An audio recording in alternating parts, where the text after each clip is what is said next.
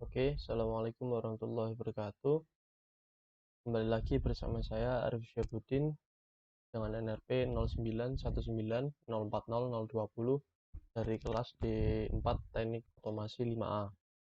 Kemudian di sini saya ingin menjelaskan mengenai tugas random data pada matkul sebelumnya yang telah dijelaskan, maksud saya materi sebelumnya pada pada mata kuliah data mining dan statistika teknik yang telah dijelaskan oleh dosen pengampu Ibu Nurvita Arumsari.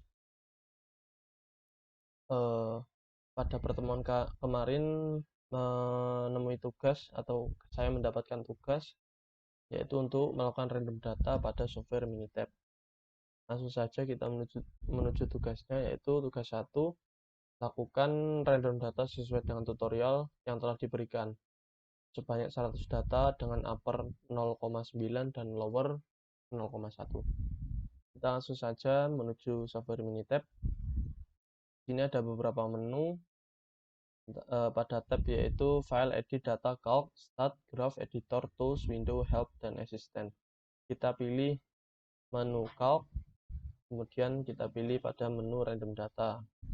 Kita cari untuk uniform, karena di sini pada soal tertera untuk menggunakan upper sebesar 0,9 dan lower 0,1, maka kita pilih uniform. Untuk number of rows of data to generate sebesar 100. Kemudian store in column, karena pada tutorial yang Ibu Nurvita jelaskan hanya menggunakan satu kolom, yaitu pada kolom C1, maka kita gunakan C1. Bagaimana jika kita ingin menggunakan lebih dari satu kolom, atau misal dari kolom C1 sampai dengan kolom C6 misalnya ya. Jadi kita tinggal menambahkan sampai kolom yang kita inginkan, C6 misalnya. Nanti random data akan dilakukan pada kolom C1 hingga C6. Karena pada tutorial kita hanya menggunakan satu kolom, maka ditulis C1 saja. Untuk lower endpoint yaitu 0,1 dengan upper endpoint sebesar 0,9. Kita klik OK dan random data telah dilakukan. Di sini tadi data yang diinginkan ada 100 ya. Coba kita cek dulu apakah ada 100. Ya, ada 100 data, nggak lebih nggak kurang ya. Berarti random data telah berhasil dilakukan.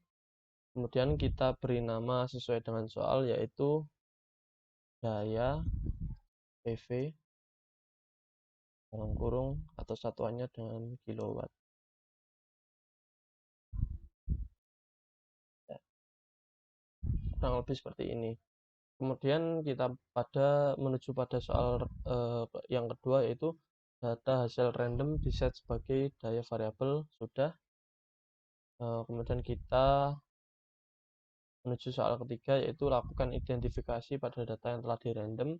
Identifikasi meliputi jenis data dan skala pengukuran data. Baik, untuk jenis data ya, kita menuju ke PowerPoint yang Ibu Nurvita telah jelaskan. Data dapat dibagi atau dibedakan menjadi dua jenis, yaitu data kualitatif atau data kategorik. Misalnya warna kulit ya, yang bersifat kualitatif pokoknya, seperti jenis kelamin, pekerjaan, pendidikan, dan lain sebagainya. Kemudian yang kedua adalah data numerik atau data hasil pengukuran yang bersifat kuantitatif ya.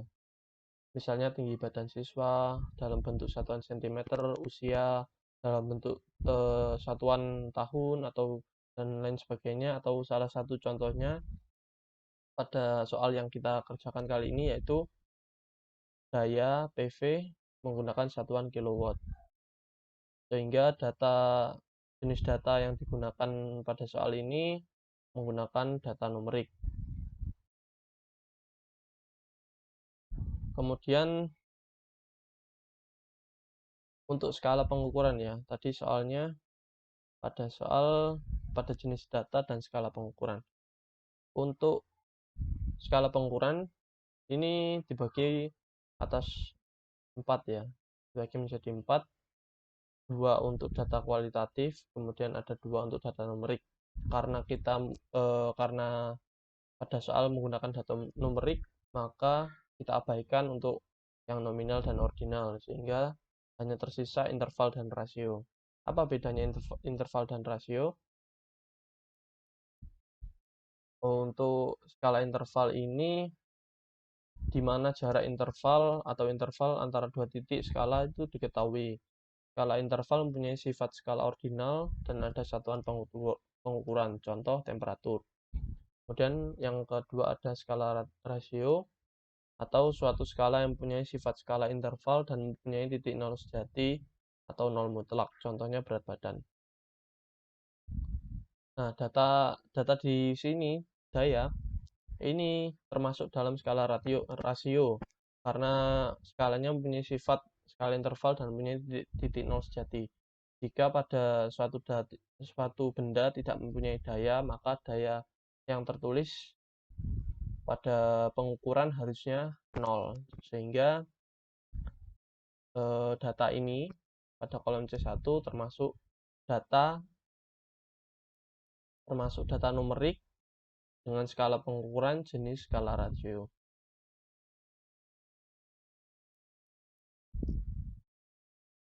Untuk karakteristik bisa dilihat di sini, skala rasio itu dapat dibedakan, kemudian ada urutannya, kemudian interval-interval sama, dan mempunyai nilai nol mutlak. Nah, lebih seperti itu. Kemudian kita menuju soal yang keempat ya. Lakukan penyajian data dengan grafik yang dianggap sesuai. Untuk grafik yang digunakan yaitu untuk penyajian datanya ya, yang dapat digunakan di sini yaitu histogram dan dot plot. Mengapa hanya dua itu? Karena pada soal yang kita gunakan ini variabelnya berjumlah 1 ya, atau hanya menggunakan satu kolom. Jikalau kita menggunakan lebih dari satu kolom, misalnya 2 ya, bisa menggunakan scatter plot. Langsung saja kita contohkan untuk menggunakan penyajian data dalam bentuk histogram. Yang pertama, kita pilih menu graph, kemudian ada histogram. Sama saja ya ini, tergantung kebutuhan kita. Kita pilih simple. Kemudian ini data yang dipilih. Kita klik OK.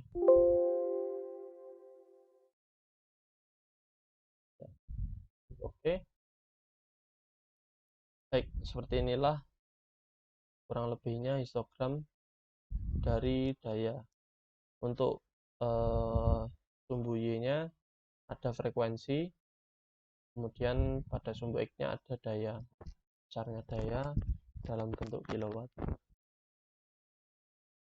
Kurang lebihnya seperti itu. Kemudian kita kita ingin menggunakan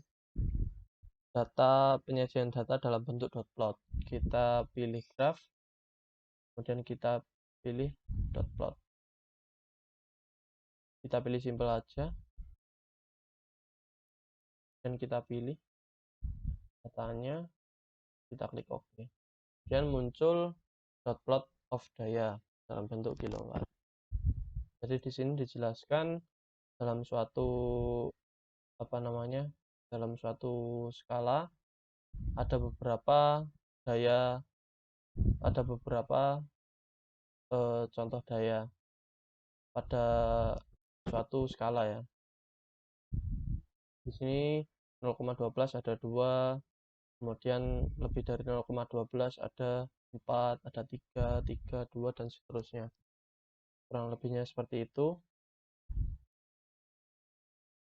Baik, karena untuk soal kelima ini